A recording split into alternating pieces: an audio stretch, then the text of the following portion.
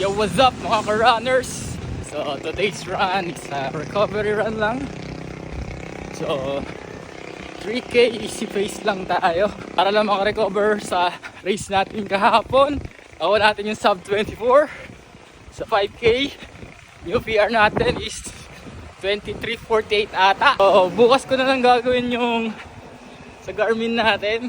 Garmin 165 na threshold run. So, bukas ako mag-start ng mga program na pinapagawa niya para sa marathon natin. So, if ever nagusto niya ng ganito, watch sa Yellow Basket natin yan. So, naka-sale sila ngayon, kaya bili lang kayo. So, tara takbo guys, let's go, pace. So, baka this following few days mag-shoe review tayo. So, meron akong dalawang bagong sapatos. So, yung isa gagamitin ko sa Manila Marathon.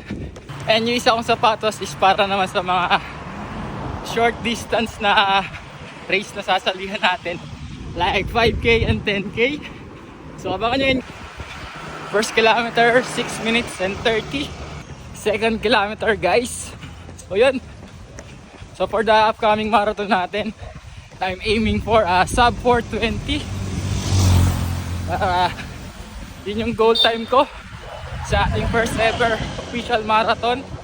Sana makagawa natin yun. So, let's go! So, this is the Conchu. Ganda guys, oh. The Conchu cover court.